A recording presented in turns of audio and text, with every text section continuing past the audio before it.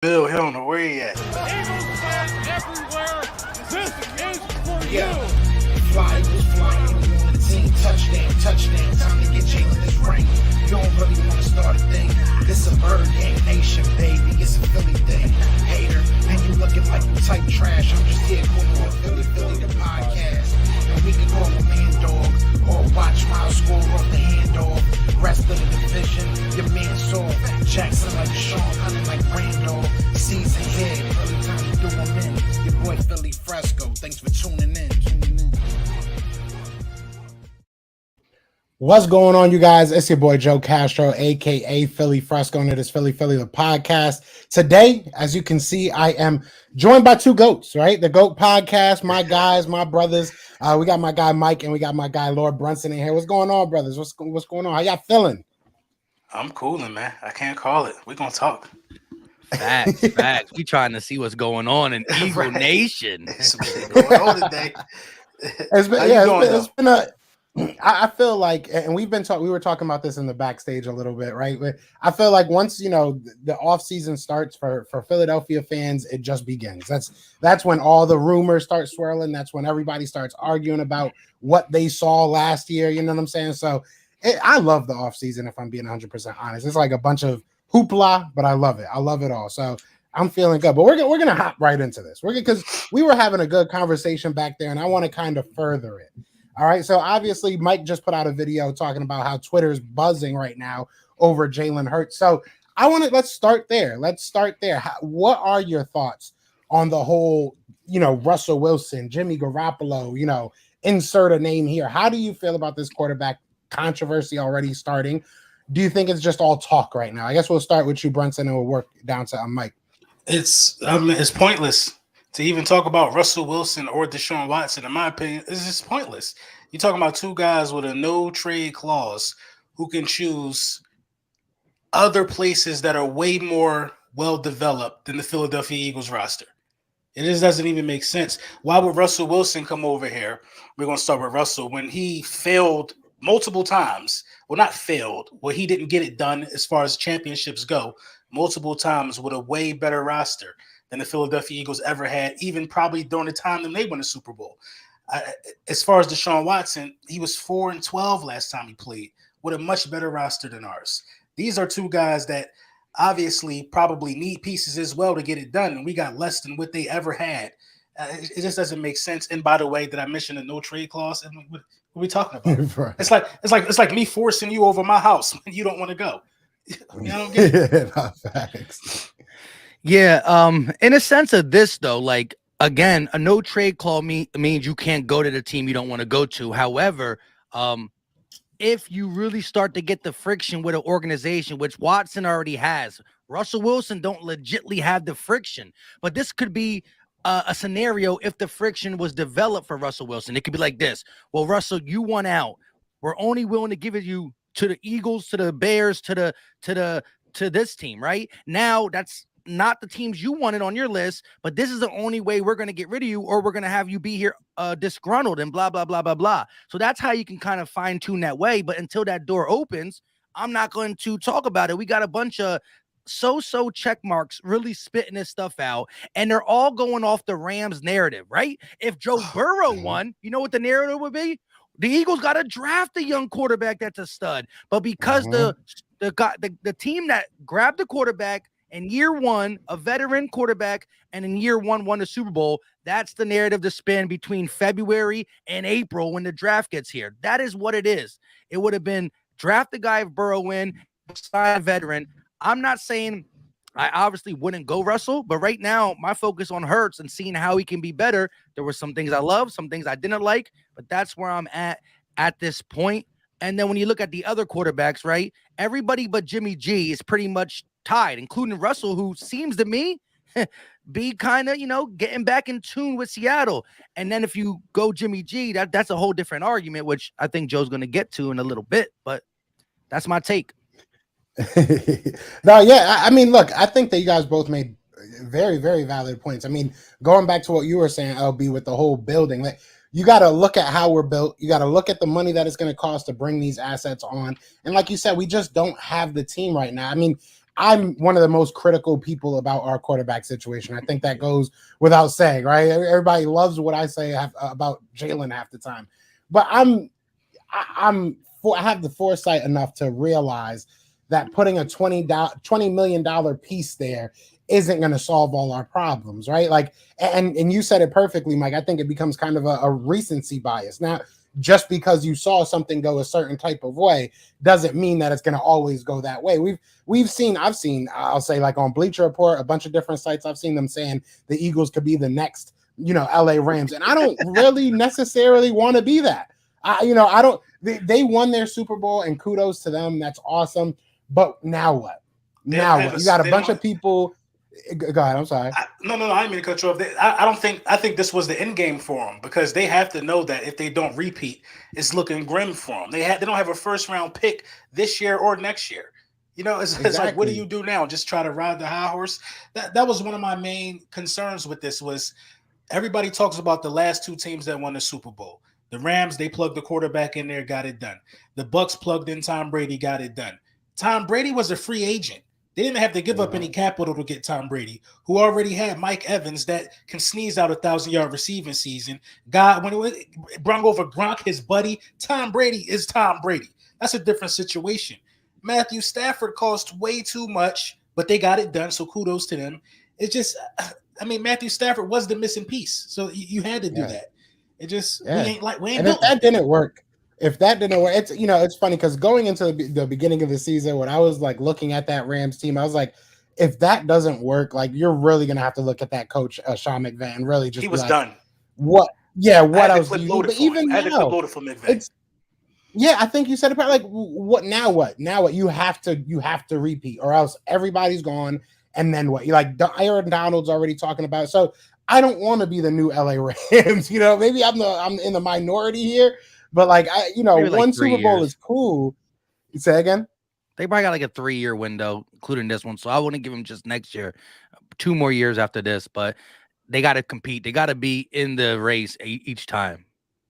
Well, they're running back the same team. So how many times in a row can you win with the exact same team? Like they can't change it up in the draft.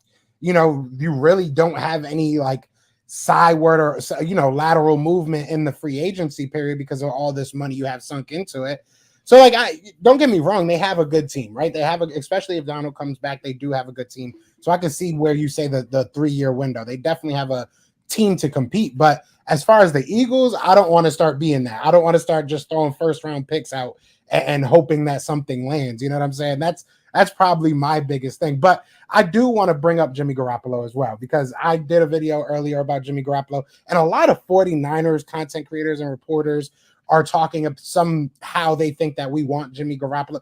I know that, some of us have different opinions about Jimmy Garoppolo. So whoever wants to start it off, how do you feel about Jimmy, and what would the price be if you were willing to bring a Jimmy over here? Because even in my video, I did say, realistically, if you wanted to go get Jimmy Garoppolo and you thought he was going to be a guy that would bring you to that next step and you thought the team was there, I would give up maybe like a 3rd, 4th, 5th. Like I wouldn't give up anything higher than that. But I would love to know what y'all think on that situation. You could go first, Mike. I was a little long-winded on the last one. Nah. I think it would be something around a second, maybe second and a something. He's going to have you're going to talk about his winning percentage and blah, blah, blah, blah, blah, him being 26 mil. And in the grand scheme of things, if Kyler's fighting for 45 and it looks like Derek Carr signing somewhere between 35 and 40, it's a bargain, I guess. Depending on where you rate Jimmy G. My whole thing is this: if you put Jimmy G on this Eagles team, we're going to pass for more yards. We might rush for less yards, but the ultimate, the end game, how much different is it going to be? Because Jalen Hurts misses more passes, but Jimmy G in the games that he lost was because of the passes he made and mistakes he made. And then some of the games they won, listen, if Jalen Hurts wins a game and he got 0 touchdowns and 150 yards, right? We're talking about the run game was good. The defense got it like 5 sacks and maybe an interception or something like that. Well, that's how Jimmy G wins. And when he's only thrown for 200 yards and 0 touchdowns, He don't got the upside of rushing like Hurts does. And I know I don't want my quarterback to only be a running back. I understand all that. So at the end of the day, Jimmy G, if we went out and signed some free agents, offensively and defensively and really hit this draft, could Jimmy G win the NFC East with us? Of course.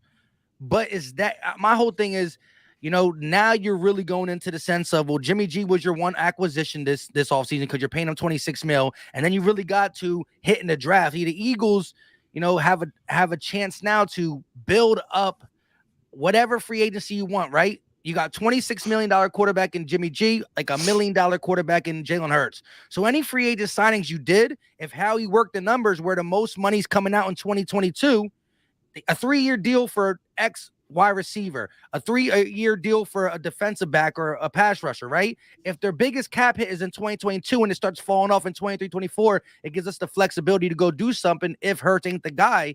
And I just think that that's where we are right now. Getting a guy like Jimmy G, who's been around long enough to know this is who he is.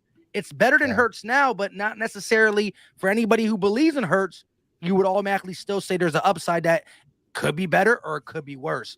And I don't think, as LB said, we're in a position to be like, if we're moving a quarterback, it got to move the needle fully for me. It got to be like, well, this quarterback can elevate talent and just do things that, what we think about this offense this year. If you have somebody throwing to him, maybe Devontae is not just a 900-yard receiver. Maybe he is Jamar Chase, things of that sort. Then I start listening. So Jimmy G, no, to me, really. I'm my opinion is a little different on the Jimmy G thing because although I don't think Jimmy G is elite, but if you're going to make a move for a quarterback, I think this is the move in getting a guy like Jimmy G. This is the move in terms of holding on to your draft picks because it's not going to cost you a first-round pick. This is the move in terms of getting a guy who could complete more passes. A lot of Eagles fans, only thing they could complain about Jalen Hurts is the arm. Jimmy G got a better arm. Devontae Smith is going to get closer to those numbers that you want. The offense is going to be just a little bit more dynamic with Jimmy Garoppolo. And I feel like the Philadelphia Eagles are built for a guy like Jimmy Garoppolo. We untapped a new level with this running game. We know that that's how we got to win. And Jimmy G is a guy that don't have to throw the ball 45 times a game to win. He's a guy that can lean on the run and then come out with a sneaky play action every now and then for a touchdown pass. His decision-making is questionable, but if you were absolutely going to make a move on a quarterback and build your team, Jimmy Garoppolo is the only option. Because like I said, it only costs you a second. You might could get away with a third in Rager. You never know. You might could get away with a third, but you keep all your first-round picks. So you can still build up.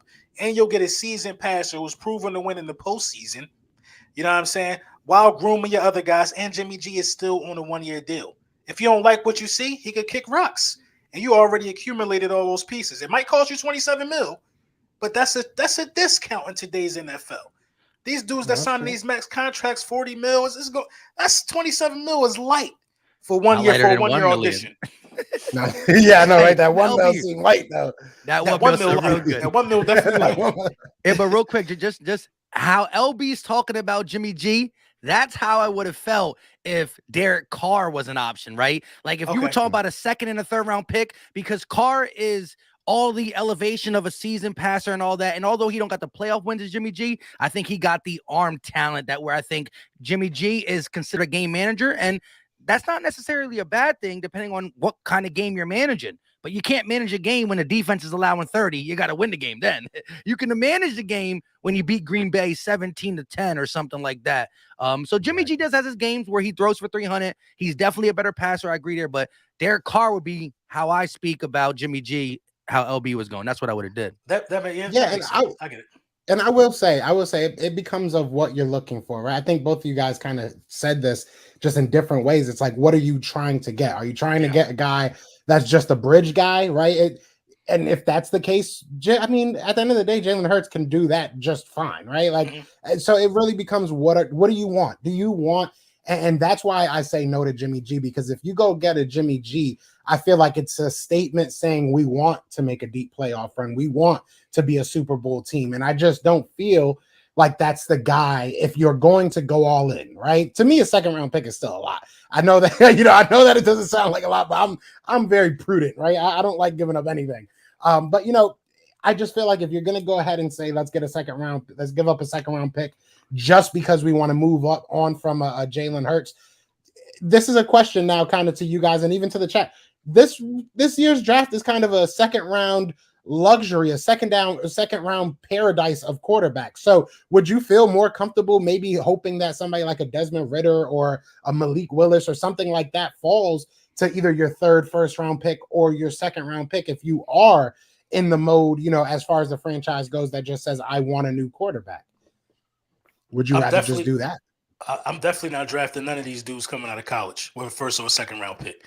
I ain't gonna lie to you. None of them better than Jalen Hurts. That's just the bottom line. You know what I mean? I respect that. You know what I mean? We would be wasting our time. So I'm not going to waste my time on those guys. You absolutely have to use the. Well, I guess we're going to talk about that later. But I ain't drafting none of these dudes. I ain't wasting my time with that. I mean, if again, I'm going off the narrative of the national media in a sense of college now because I just start doing my due diligence, and because quarterback ain't on my radar, I'm really messing with some of the linebackers, the wide receivers, the cornerbacks, just as much defense as I can. All right, cool. Go downstairs, Pop. However, second round, depending, I would have to fall in love with a prospect in a sense of he's not ready to play now, but maybe in the future.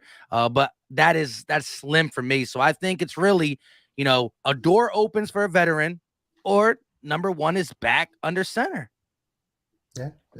I had to play devil's advocate there, right? I had to bring up the draft quarterbacks somehow. I had to, me. But no, I mean, and let's talk a little bit more about this. Whoa, wait, what about you though? What about you though? Like, is there a prospect that you're kind of like low key looking at? Like maybe if he's in the second round. Realistically, and I've done a lot of different drafts, right? I've done a lot of little mock drafts, and obviously that's not an indication of how it's actually going to go.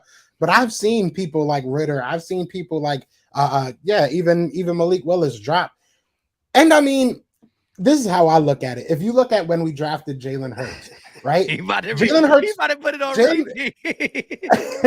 Look, I like Jalen Hurts. I like who he is as a leader. I think that all the intangibles are there, but there's an obvious gap there when it comes to his arm. There's an obvious, he has to learn stuff. I'm not going to say he can't because I'm not one to really believe that. But he obviously has to improve. So when I look at somebody like a Malik Willis, where you have two elite traits, right? And to be a great quarterback in the NFL, even if you have to develop, you have to have elite traits. And I feel like Jalen Hurts has an elite trait as far as Malik Willis elite trait. That man has an arm of a rocket. That man can throw it sitting down 60 yards. Look at the flick of the wrist. With every good, there's a bad. So he throws it like a rocket, but that's about it. Like he doesn't really know how to double tap A. If you get the Madden reference, like he doesn't know how to really take some off of it. So there is a learning curve for him. But that's why I say second round. But he can run his tail off as well. He's going to be running in the 4.4s. You know what I'm saying? 4.5 maybe if he has a donut the day of. But he's going to be running high speed. So. And then you add that with his arm. I just think there's more to build there. But he has a lot of question marks too, just like Jalen Hurts. So it really just comes down to like, do you want a new quarterback? Is it just we don't want to deal with Jalen no more? Which I don't think it is. I think it has to be a way better option. You know what I'm saying? I think that's where they are mentally. But if you are there that you just want a new QB, I think that there's guys in this draft in the second round. I would not be mad to see Malik Willis versus Jalen Hurts next year as the season progresses. See who just wins. But go ahead, Mike. Be drafted in the sixth round. Who we drafted? Y'all got Bailey Zapp. I know. Yeah, it was Bailey Zapp. Yeah, Bailey Zappi's good. Bailey Zappi's like he really is one of the more underrated. I'm not gonna say he's a first round guy. I'm not saying this guy's a franchise guy, but he does have talent. Same thing with a Carson Strong. I feel like. And I know that I'm in the minority here. So that's bad that these bugs. It's not even that LB. It's not even that LB. I'm saying realistically, it's like I don't think any of these guys are franchise changers, but maybe it's just because I'm an Eagles fan. I'm tainted at this point. I just know that at some point he's going to pick a quarterback, so I'm trying to make myself okay with it. But I mean, there's talent. There's just question marks on everybody. You know what I'm saying? You look at a Carson Strong. He's got a crazy arm himself, and he can make every single NFL throw, but can't stay healthy. You know, you look at a Bailey Zapp. Bailey Zapp just didn't play in the best of conferences, best of teams, but he performed very well. So, I mean, there's question marks everywhere. Like, so I'm not sitting here saying we need to go get a quarterback. That's I'm going to put that out there right now.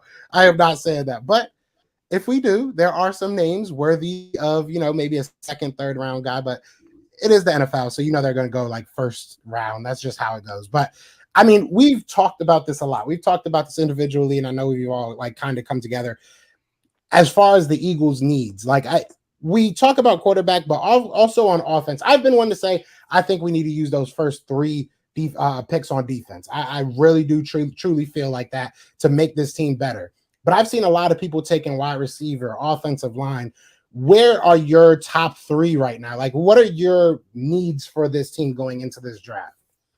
My top three needs, linebacker is definitely number one. We got a very, very weak linebacking core. That goes without saying. And this is just chock full of great linebackers that's going to be around to like the late third round, for real, for real. So linebacker is number one for me. Number two would be safety. What's our man name? Y'all know who I'm Kirby talking about. Joseph.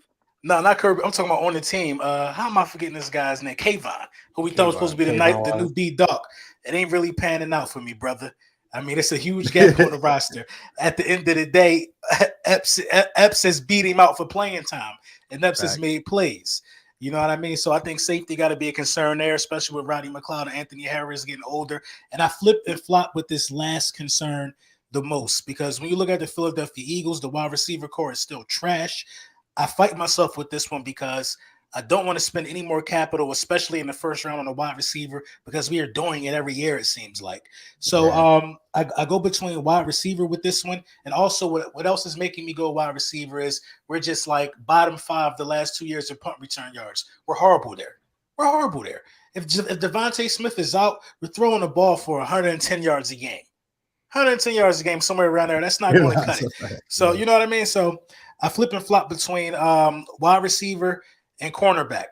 I probably would go cornerback, but safety is very high for me. So a defensive back is a defensive back in a lot of ways, in my opinion. So I'm gonna go wide receiver, man. You might have to get one of these guys because Jameis Williamson or Williams, he messed his knee up. He should drop down. Something could happen. It's a lot of guys out here that you could potentially look at, but I'm gonna have to go wide receiver. Yeah, the Eagles are at a spot where really, I mean, like you can use depth on a lot of spots, and so I'm hoping this is one of the drafts that Howie can't mess up. But top three spots and linebackers included, defensive end is included in there for me. And I am safety too. That's why when me and LB were doing our first little mock draft on Go Talk, I was like, I kept pressing a need for safety with Kavon not showing up on the field, but showing up on Twitter, and you know, the uncertainties of McLeod and Harris. I definitely think safety, but I'm gonna group that up as a secondary piece, right? If you get a legit corner, then you can hold off on safety. But so safety, corner, just get me somebody in the secondary. Yeah. So I go linebacker, defensive end, and a defensive back, we'll just call it. But defensive end is important too with you know, Barnett leaving for most likely. Brandon Grant coming back off a pretty bad injury, being older, us losing someone who didn't show up until the last playoff game. Somehow he was our best defensive end anyways, and Kerrigan.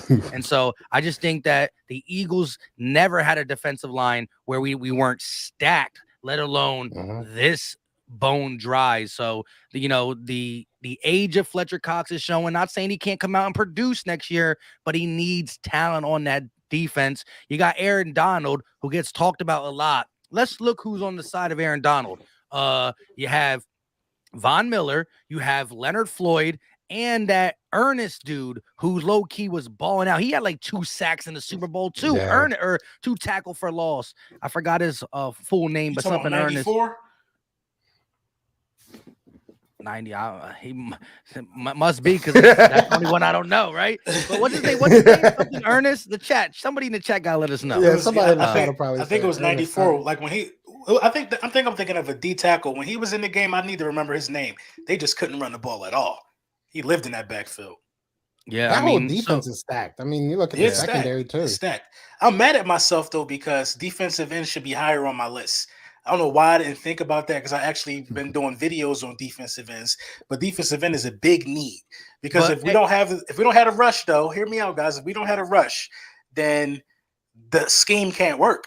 You know what I No, mean? facts. If you can't get to the quarterback, our scheme with Gannon cannot work. So defensive end is definitely trumping wide receiver for me.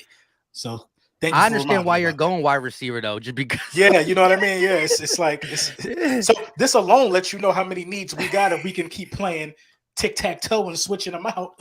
Seriously, Yeah. it's been rough. I will say, and I'm sure you both agree on this, that our free agency will dictate a lot of this, right? Because if you look at the free agency, there are guys like Marcus Williams, there are guys, Jesse Bates, I think, is a free agent this year. There's a couple safeties I would love to get my hands on. But I agree with you guys 100% when it comes to defensive end and when it comes to linebacker.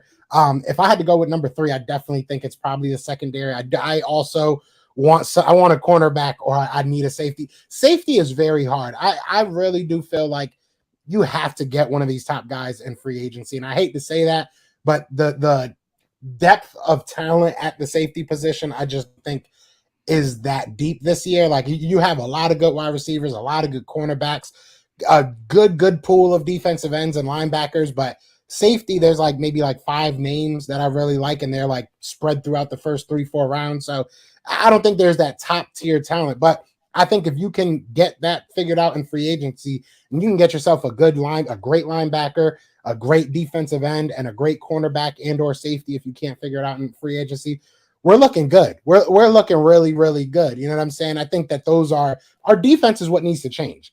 You know what I'm saying? Our defense needs to change, and it might not be the scheme, because we saw in the Super Bowl basically the same scheme that we ran all the time against the Rams. That's what they were doing. They were just basically playing too high and staying back as much as they could and hoping that they made they mistakes. had a much more effective pass rush though. Exactly. The Bengals had a pass rush. That's what Exactly. we need to get back to. Exactly. Now I do want to. And didn't they get 3 picks? Who the Bengals? Didn't they have 3 picks in the Super Bowl or 2? Why you trying to poo-poo on Stafford? Yeah, no, Stafford's a Hall of Famer. You ain't see all the. If I'm not mistaken, I do got to ask you. This has nothing to do with what we're talking about. How do y'all feel about this conversation? Please, is Stafford a Hall of Famer? No, I don't think so. He's not. I don't think. I don't think one Super Bowl. I don't think one Super Bowl brings you into that party. But nah. Hey, it is. But you do got to look at his stats. Even though there are people are going to say that they're, what do you call them, garbage stats, because they were getting done in the Lions and losing records. But when you put a Super Bowl ring to, his stats, that's where it gets close. I got to look at his stats for sure. I just know that coming into this Super Bowl, Matthew Stafford has, not active players, but for like the last 20 years, he has yards. But listen, I hold the Hall of Fame tough. Like, even though Eli Manning got the 2 rings, the 2 Super Bowl champions, I kind of flirt with, I don't know, because being great in 2 games, but being average in every other game, like Eli has some crazy playoff runs. I'll give you, okay, listen, being great in 2 playoff runs, but being under 500 and average, basically, my whole thing is this: when I think of a Hall of Famer, not only do I want him to have his stats and good games, I want to be like, I want to be scared to play him, right? Peyton Manning, I'm scared. Drew Brees in his prime, scared. Tom Brady, scared. Joe Namath, I would have been scared. Terry Bradshaw, I would have been scared. I hear Eli Manning, I'm like, sign me up. As long as it's not a playoff game, he's sweet. Exactly. At least as long as they're not 10-6 and in the playoffs, we'll play them all day. We'll play them all day. But I see a lot of people bringing up Gannon, and I did want to ask about, basically not just about Gannon, but I really want to ask, who do you think is under the most pressure in this offseason and going into next year? Like, because, we all look at Howie Roseman, obviously, and we say he has to put together a great team, but like, a lot of the things that he's been doing the past couple years are kind of looking like he's making the right decision. So, like, who does it now fall on, right? Like, who, if things go wrong, who are we looking at in scapegoating? Is it Jonathan Gannon? Is it, Nick Sirianni, the leader of everything? Who are you looking at right now? Like, you better make something happen this offseason. I'm still looking at Howie. He ain't off the hook because although we know Howie is responsible for building the roster, at the same time, Howie has made moves that put himself in the position to be a part of the best, the craziest draft we could ever hope for, in a sense. We've only had 2 first-round picks 2 times in franchise history. One of the oldest franchises around. This is the first time in franchise history we had 3 first-round picks. If Howie Roseman messed this draft up, it could be repercussions beyond repercussions for years to come.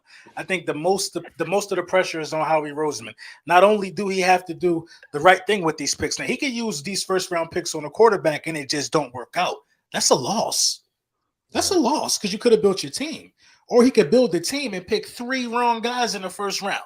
And that's a loss. You know what I mean? This is major, major pressure for Howie Roseman, man, if you're asking me.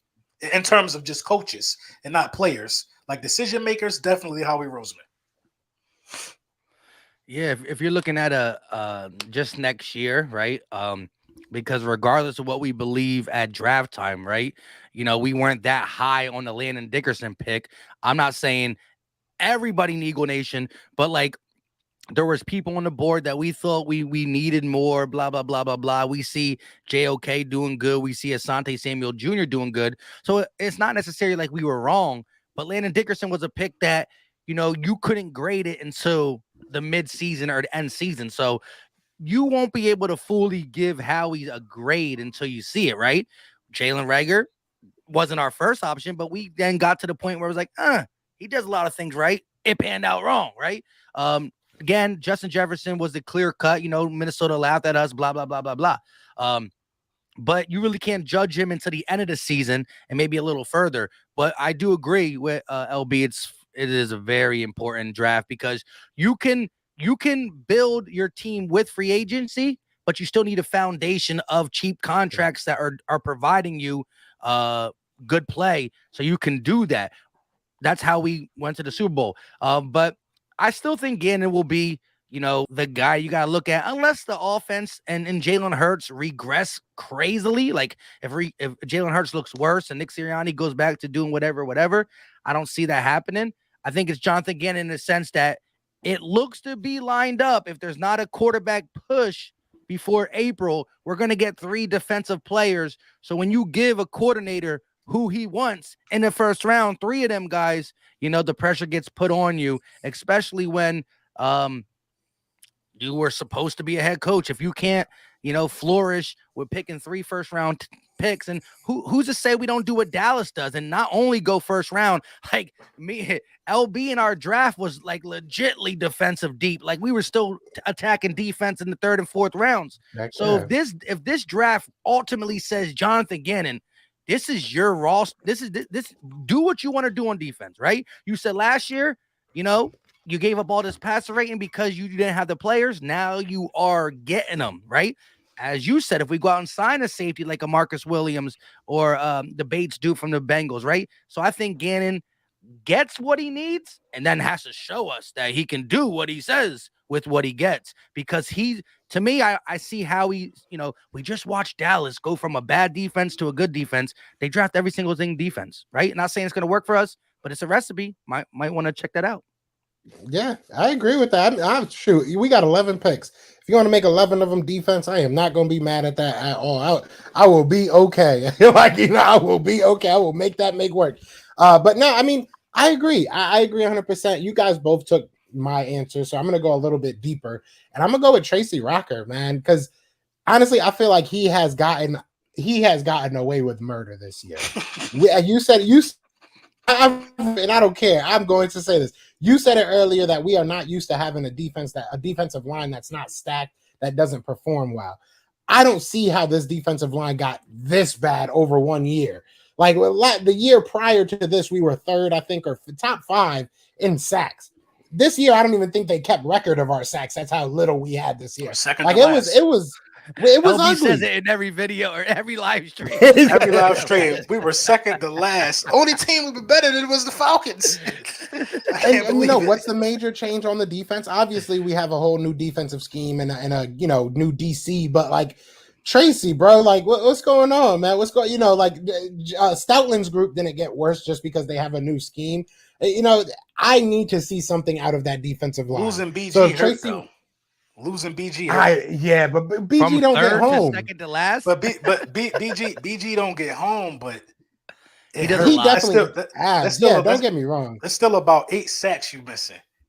Oh yeah, for sure. Yeah, I wonder how many we had. And he coming off a Pro Bowl year, right? He was hungry. Yeah. I don't know. Oh, Tracy Rocker better use him as a scapegoat because I do not like what I'm seeing out of this defensive line. So if I had to go deep, I would probably say him because I don't know. That's just 31. a big change. So we would have had 39. I kind of got to agree with that because Barnett should have been benched for Milton Williams a long time ago. Early. You know what I mean? A long time ago. So I see where you're coming from. And with even that. Josh Sweat. Josh Sweat is my dude. Don't get me wrong, but he had a quiet year. In 2020. You think so? No, I think Josh Sweat had like 7.5 sacks. Yeah, he did in a full year. In a full year. I mean, when you look at like his, it's not bad. Don't get me. It's not bad. Yeah. But I'm talking. He was your full-time starter. We look at his year prior and the balance of production versus his actual play time, and it just felt like he was gonna rock it off. You know, this felt like his year if he was gonna be healthy, and we just didn't see it. Like I just didn't see that next step. I thought this was gonna be that year that he would be that double-digit guy, and you know, he finally got that starting role. So while I'm not saying that the guys individually, the players are bad, I'm saying quite the opposite. I'm saying I feel like the defensive line coach just didn't get the best out of these guys. Like I feel like there's got to be an improvement. I thought about that. Like it made me think like the Pro Bowl is shit because how do we have 2 defensive linemen on a Pro Bowl and we were second to last in sacks? But they were the 2 defensive linemen that had the most sacks though. Yeah. They both had like 7.5 apiece. That's the thing. See, you know, for individual performances, you can say it's good, but then it was ghost town around it, right? Because just to get the numbers to make you want to throw up in your mouth, 31 sacks in 17 games, 65 sacks in 16 games, 2020. So what? Yeah. So listen, the 9 sacks, 65 in 2020, 31 in 2021. That is disgusting. You could double 2021 and still be a couple sacks short. I mean, the Kerrigan thing was a failed experiment. It just was bad. Who did we have last year as who did we have last year as like our kind of Kerrigan? Because we always have like that older guy, right? Like Malik Jackson, and he got hurt early, Curry right? Come back again? No, I'm just kidding. Vinny Curry, I think, was on the team for probably a couple snaps. Like as you know, like the thing about last year was I feel like we had like a rotation of guys that was just all in on the action. You know what I mean? If that makes sense. But I can't think of nothing spectacular that happened. BG, I'm telling you, a lot of it has to do with BG. He might not. He was a Pro Bowler last year. He's like the common denominator for the playoffs. Right. He talked us into the playoffs. So shoot, I mean, just him talking is a big deal. It will be interesting to see. I will say that Milton Williams towards the end of the year, I really liked what I was seeing out of him. Taron Jackson, I felt like was kind of coming around the corner. You know. That was about it though. Like I was really Zach McPherson. Was rough. It's a lot of dudes who just ain't like stepping up. And Kayvon Wallace, he had more than enough for the opportunity. Maybe Kayvon practices really well, and they keep wanting to give him opportunities. But I see Epps out there hitting, Epps out there running, Epps out there playing with reckless abandon, like somebody who want to get a job. And I like that. You know what I mean? I hope Epps get more playing time next year. Fact. So we said it about safety. He will. Yeah, I mean, shoot. I hope you don't get playing time if that's the. No, I'm just kidding. I'll just message. Let me stop saying that. I'm gonna reach out to him for an interview. He's gonna ghost me. But no, all seriousness, we talked about the coaching staff and the decision makers. But who on this team? Shout out to Carson Wentz. First of all, I just want to shout out Carson Wentz for basically ruining his own career. I hate that, man. I always have, and I just love this right now because you have. I don't know. That's how much you know I hate this man because it was just so random. But I've been getting so many DMs from freaking Colts fans that it's amazing. I'm so glad you have to deal with that. But anyways, what players on this team right now are you looking at that they have to make something shake? Like, you know, who are you looking at that's like, this is the year you got to make a break? For me. This is probably Jalen Hurts is one of them. You got to improve. I'm not looking for you to go out there and be nobody that you're not. You just got to improve.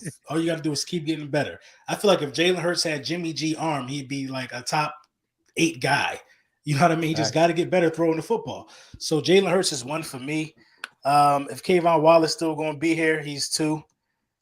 For some reason, I need to see more out of Miles Sanders. Not having a rushing touchdown to me is embarrassing for a running back. So I need to see more out of Miles Sanders. He's 3. It's a damn shame I got a list. I actually probably I was thinking you were going to be like one person. I can't believe you haven't said the big name though. The name you want to know why? Because he's already gone to me. He's gone. He's already gone to me.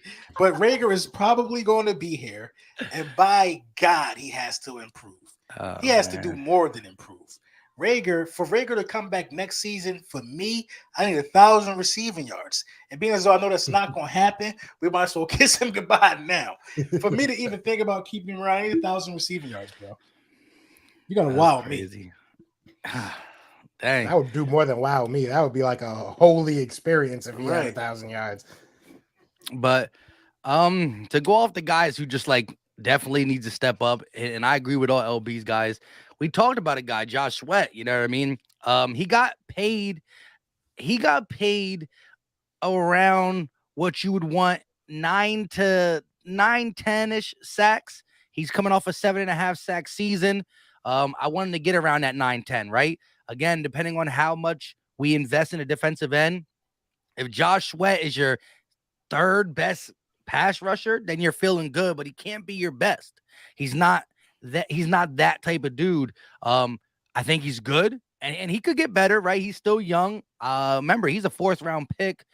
Great pickup in 2018. It was a knee that bothered him. You know, he showed his talent in the reserve role that came in, and now he's doing pretty good. First starting year. So I just want to see him take that step. He's getting paid to get 9 or 10. That's where I want to see him step to. That's really going to bolster our D-line.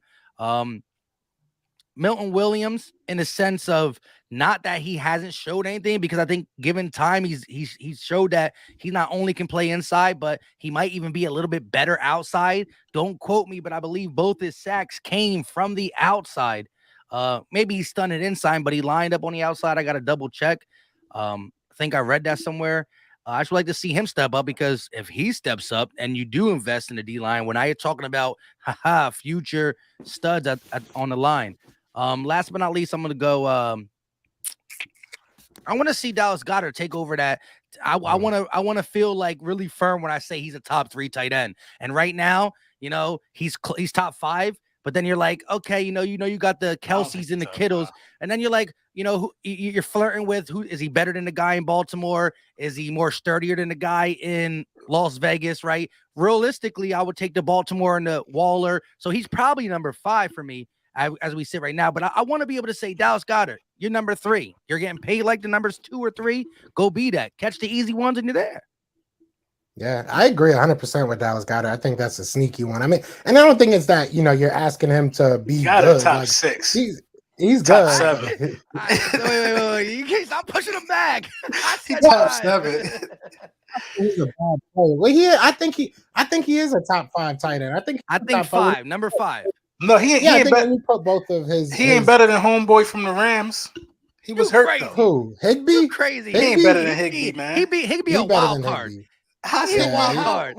What? Yeah, like Higbee ain't that nice. Higbee nice. Got a lot of dog. Higbee got a lot around him. Yeah, but you put a Cooper Kupp, OBJ on the outside. You know who else solid? Dallas Goedert. For real, dude in Dallas is solid too. Stop it though. But I ain't gonna say he's better than Goedert though. He's solid. Yeah, he ain't better than Goedert. You want to know why? You want to know why I'm mentioning them? I'm mentioning them because they don't drop wide open passes 5 yards in the flats. They keep the chains moving. I mean, if we're talking about that, then he's like 29th. If we're talking about catching 2 yards. I will say, because I was having this conversation with somebody online. Twitter brings the worst out in people, right? So, like, we were talking about the whole Dallas Goedert drops. Jamar Chase leads the league in drops. I mean, he literally led the league in drops. So, I mean, I understand it, but I just feel like when you're that heavily targeted, when you're the main guy every single. Because, I mean, we can say Devontae Smith, but realistically, everybody knows, Dallas Goedert was our guy until they knew that Devontae Smith was who he was. Dallas Goedert was the guy we were going to most of the time. People were upset we weren't, targeting Devontae Smith and our outside receivers enough because we were going to Dallas so much. So I do get it. I do want to see. It's the timing. It's not the frequency of the drops. I think it's just the timing. It's like, Alshon Jeffrey, I think, had like 4 or 5 drops that whole season, but you'll never forget that one against the Saints, right? Like, so it's like the timing for me with him. But I don't know. I like Dallas Goedert, but I will say I will put him on my list. Man, that he needs LB to got improve. this man on number 8. I don't know. He might be better than dude in Dallas, but I got Higbee slight edge. But I just want to say this though about Higbee, right? I think Higbee put some games together, but they're like, I haven't seen much consistency with Higbee. First of all, he's like that's my thing. But that's my point though. He's still performing with all of that around him. Dallas Goedert is a second option. Higbee is like a 5th option. Yeah, but it's also sometimes again, he's getting one-on-one with linebackers where Goddard is getting bracketed by linebackers. It's a difference. So you're getting a volume. Yeah, all I'm saying is this though, with Higbee, it's the drops for me. I'm gonna just call a spade a spade. It's the drops for me. That's what I'm saying. But like, look, I can't even being a homer, I can't put him in front of the Wallers, the Andrews, and that's where it is, right? You got Kelsey. Kittle and Kelsey, that's for sure, right? Kittle, Kelsey, Waller, Andrew, that's 4 right there. Yes, I put Goddard right there. Higbee then Goddard. He just want to throw a Higbee. That's what we need. That we need Goddard to get LB to put him in the top 5. Exactly. That's what we need from Goddard. Please, dude, stop dropping the ball. So all right, I'm gonna say Goddard. I'm gonna say Goddard as one of them. I agree with Miles Sanders. I'm gonna throw out a weird name, and it might not be like on the field like he did. I'm gonna say Jack Driscoll, excuse me. And the reason why I say Jack Driscoll, and I'm going to actually say 2 together. I'm going to say Jack Driscoll and Andre Dillard.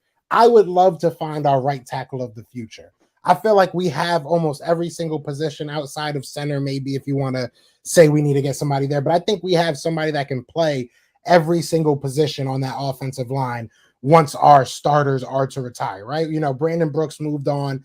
I think that if Jack Driscoll can take over that spot and show us that we didn't need to get somebody, you know what I'm saying, then we should be good there. Or if he can take over the right tackle spot, or if Andre Dillard can do one of the two. If we can find out that we have a young core of offensive linemen that are going to bring us another 10 years, that takes off so much stress and so much pressure off of this organization, especially in the draft, because they love drafting offensive linemen. But you look at a team like the Dallas Cowboys, you look at them now, they have a lot of things they got to figure out money-wise, and they got to figure out their offensive line on top of that, because they're not getting younger and they're not getting any youth injected into that team. So they have to figure it out now. I don't really want to be in that position. I think we have the players on our team, and we have the best offensive line coach in the league.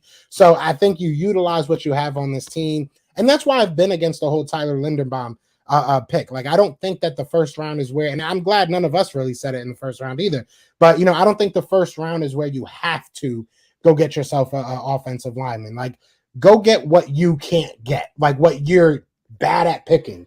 You never pick linebackers well. You never pick cornerbacks well. Wide receiver. Go get that in the first round. If you feel like you got a can't miss prospect, we got 3 top 20 picks.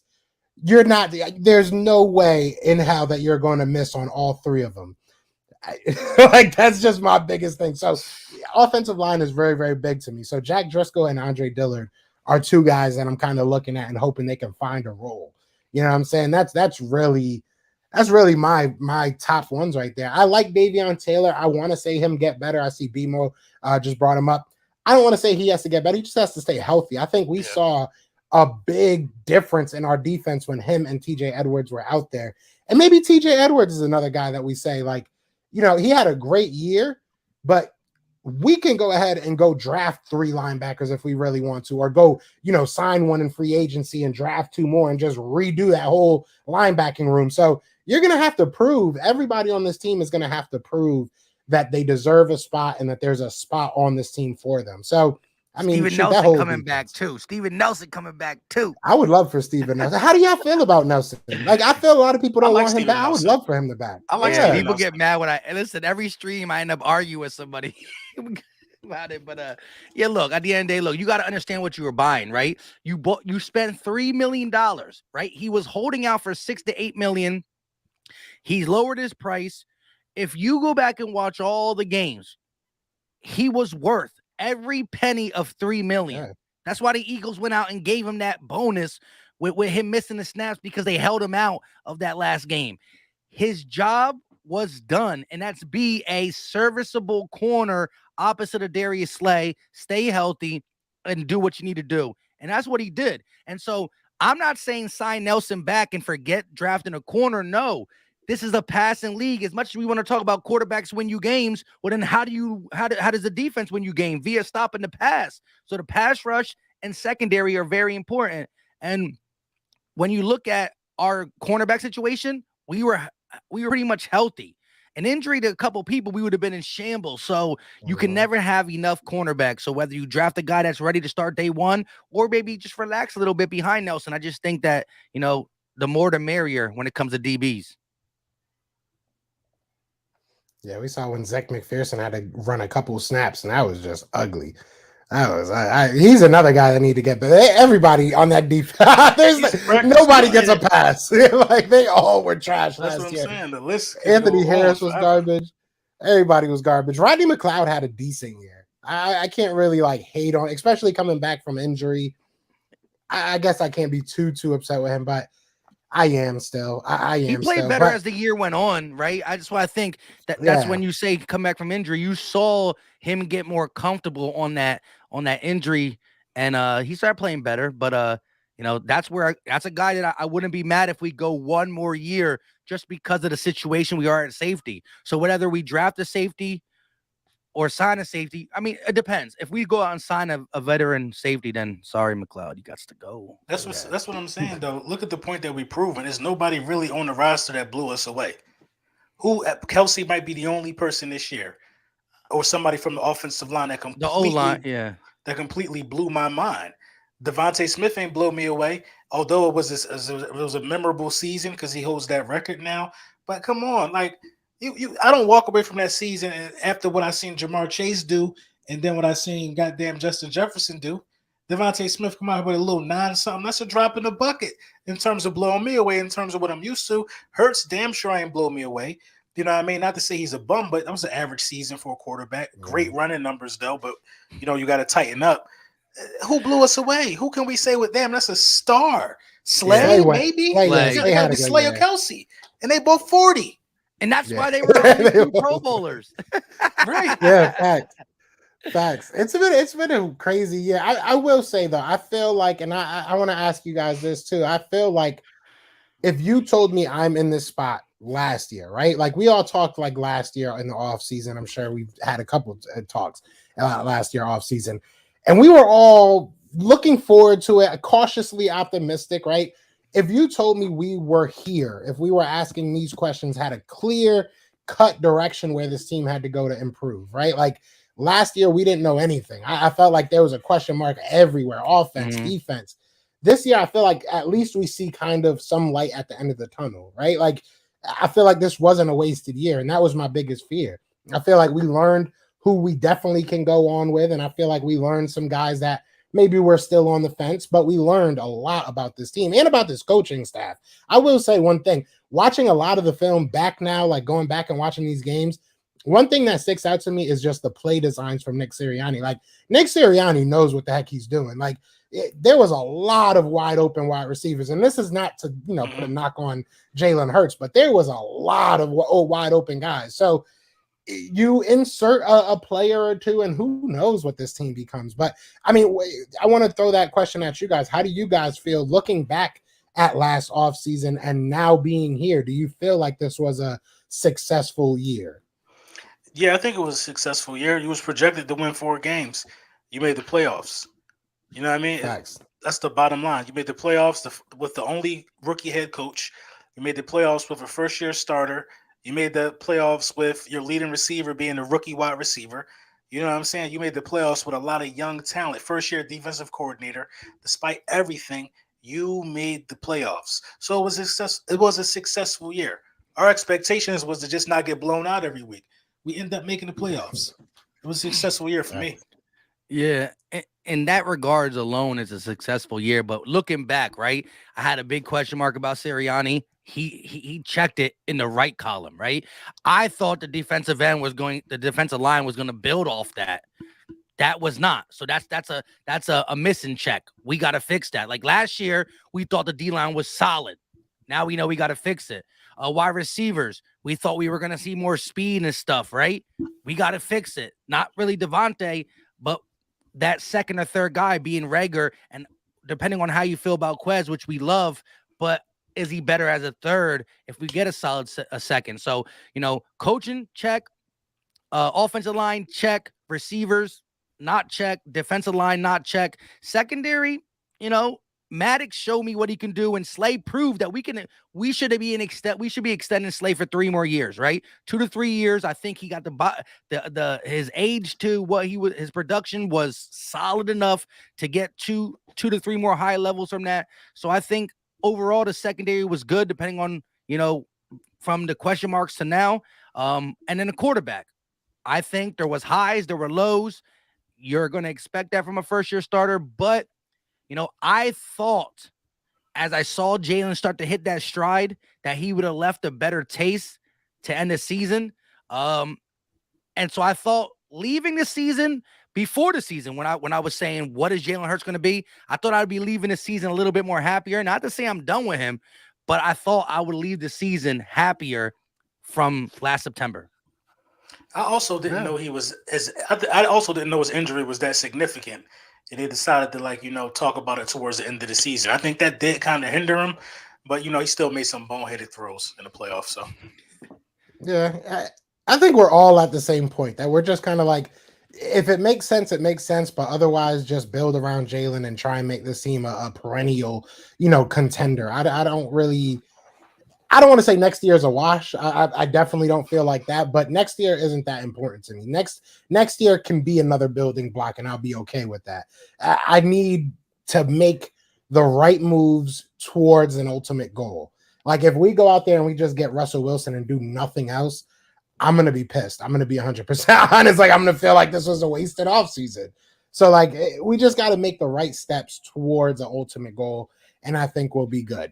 That's really where I feel right now. So let me ask you this real quick. Say again, now we got a second place schedule instead of a fourth place schedule. Even though it don't look that hard, I seen it. I don't got it off the top of my head.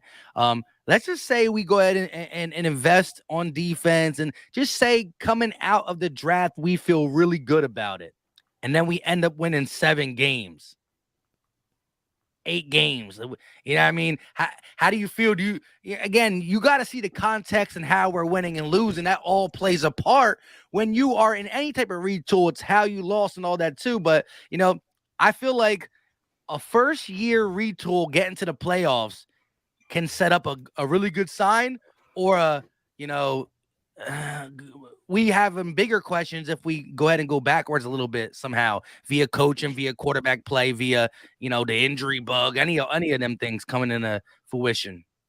Yeah, it feels like a trap year, right? Like you maybe succeeded a little bit too much last year, and now you're looking. I mean, I think you said it perfectly, though. It's true. Like you have to look into the fine detail. Yeah, it really comes down to Jalen for me. I mean, it really does. I feel like we are going to be as good as Jalen Hurts is. I think we're going to improve just as much as Jalen Hurts does. And now the defense can be great. We can have a top 5 defense. But if he's still making the same mistakes, I think that it'll show. I don't want to say that I don't think we can be good, but I think that it will show. And I think that if that's what's losing us games, we have to just be honest about that. If it's our defense losing us games, we have to be honest about that. If it's Nick losing us games, then we got to be real about it. So I think it does come down to what it is. But even then, at least you made a real step. Like at least you said we're taking care of the defense this year. If it didn't work, then I think it probably falls on your coordinator because we're already having questions about him. But obviously we would have to see it play out. But at least you took steps towards something, and then you can say, all right, well, that didn't work, so let's take these steps to keep going towards what we're trying to get to. I just don't feel like we've had, since 2017, any real plan. I think it's just like, let's try and add players and hope it works. Like there's never been we need to fix this situation and get this off the ground. I don't know. Maybe that doesn't make sense, but well, no, it does. It does because at one time we thought we had a franchise guy in Carson. So once you got the franchise guy, now it's about, listen, I don't care if you're in year one. Listen, Joe Burrow is young, but every year from now on, the draft is important for them. But now that you got the young stud in Jamar Chase, the young stud in Joe Burrow, they're a team that next year they might look to move some draft picks for some known talent in the NFL, because no matter how high you pick, right? Look at the Arizona Cardinals, the linebacker. What was his name last year that everybody wanted in the top 10? Yeah. He's Kenneth not. Murray. He's not. Was it Kenneth Murray? Was it? Yeah, Did Murray. they get to Kenneth Murray? All them guys, linebackers and whatnot. Like, just because you're picking the top 10, don't need you're going to be great. There's still a bust rate. It's less of a chance, but there's always 32 first-round picks, and not damn sure all 32 don't pan out. With that being said, a known talent is known. So once you got your franchise guy in quarterback, and like the young, Jamar Chase is a franchise type wide receiver, you can start to say, you know what, if we get these two defensive pass rushers, or say two offensive linemen come available, that might be more important than their draft picks, because they already know they got a team that can compete. So it depends where you are for what you want to start investing and whatnot. And it's as simple as just like, find out what's wrong. And right now, as y'all said, really, Jalen Hurts is going to be under the radar double this year. And even I've been supporting him, but I'm going to be more critical in a sense of, you got to show me, because you do need a quarterback in this league. It's not the only thing you need, but you do need one. You got to have at least a top 15 quarterback. And if you can't get into there, crack this 15 door, well, then it's like, you can't add players, because we were adding players because we thought Carson Wentz was already past the top 15, and he was young, and it was wrong. Well, my thing is, once you get a franchise guy, that clock starts. Yeah, our clock hasn't started because we still got question marks. Not to say we got time to waste, but we're not on the clock. That window starts. You know what I mean? You got a championship window, and the Bengals, for example, they're in a window right now because nobody's under contract. They would have loved to get that Super Bowl without having to pay nobody for it. And just, get it off of draft picks and off the strength of that. Like Seattle. Exactly. Like Seattle. With Russell, at least, yeah. Yeah, we got a window. We don't have a window yet. So once we can make a decision on Jalen Hurts, and it's hard for Jalen Hurts to get the nod and get the window like this, man. It's hard, man. You wasn't drafted high. You know what I mean? People already have all these question marks about you. Every time he fails, it's going to be if he can do it. So, we just got to see what can happen, man. The ball is in his court. You got to go out there and prove him wrong. So a lot of it is on him. Yeah. It's a good feeling. I will say that. I'm going to close this up right now, but it is a good feeling. It is a good feeling to know that everything's in front of you, right? Like, we're not dealing with a quarterback that doesn't want to be here. We're not dealing with, a coach that doesn't really get along with the system, or at least it seems for right now. Seems like everything is right in front of us. So that's a good spot to be at. I'm excited for this draft. I did just apply for my credentials to cover the scouting combine. So I'll know by next week if I get those credentials. I might be at the scouting combine. If I am, I'll be crying on live streams, but it's going to be awesome. So I'm excited for this draft. I think there's a lot of talent in this draft. But before we get out of here, is there anything you guys want to say? Anything you want to say we got 60 people still in the draft. So in the draft, in the chat. We got 60 people. There's no way we can.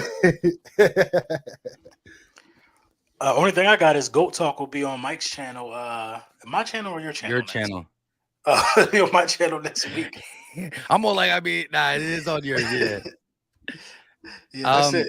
At some point, shit, you might could pop up. You want to pop up? What you got going on? Holla at me. I don't got no life. Y'all know me. I ain't got no life. Yeah, we can have you on. I don't think you're doing Goat Talk yet. Not yet. Holla at me. You already know. Sure. But yeah, that's it, man. Regular stuff. Beefing on Twitter.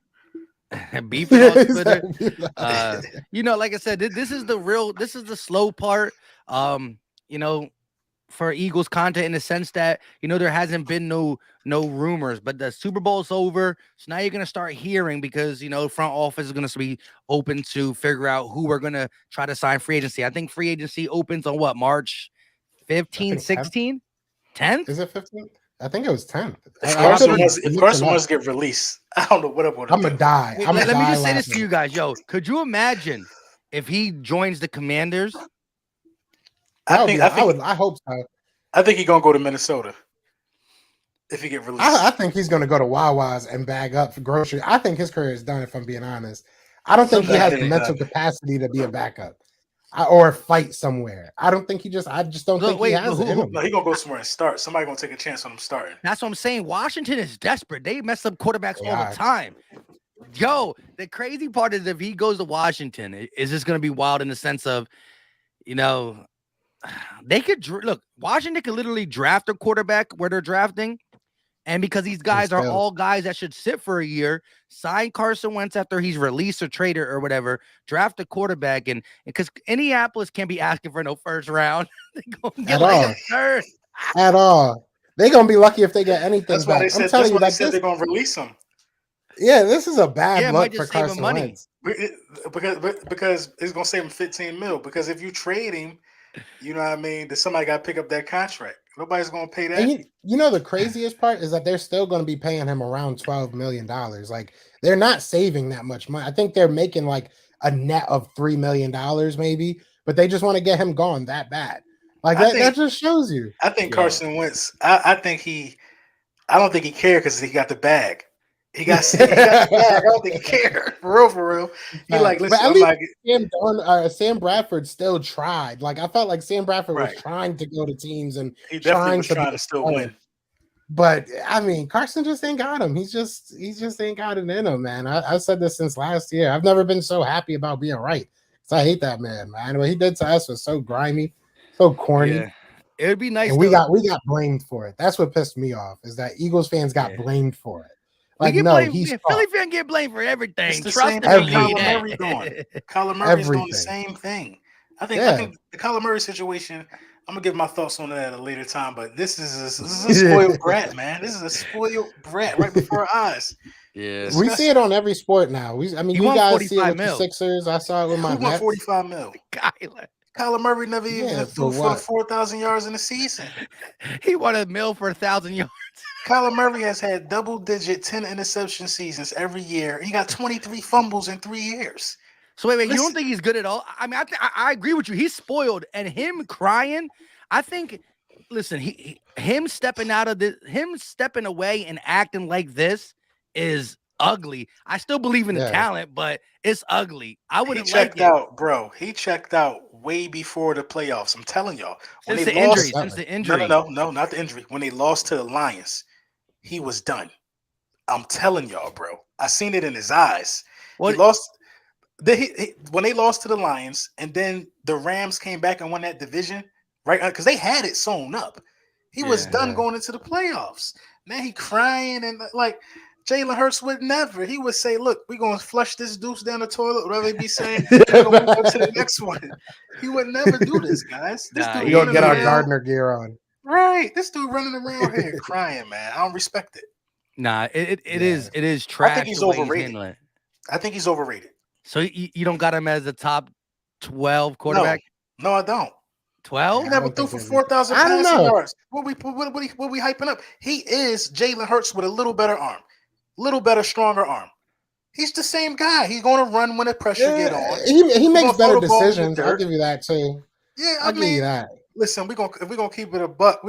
Is he? He got elite arm. That's an elite arm under 4,000 passing yards 3 straight years. No, he just is it Mike? I'm asking. No, let me just say this though. I think Arizona wasn't really in competing for until this season, until they got D-Hop. Here's my thing about Kyler Murray. He was on fire before he got injured. And when he came back, though, he didn't have D-Hop, which I'm not making excuses. I don't care what receiver you lose. If you're that guy, you got Zach Ertz, you still got Christian Kirk. You got a lot of pieces. But he was my fantasy quarterback, right? So I watched him. I started him almost every game. But when after the injury, this man was straight trash. Injuries. Yeah, that's the only thing.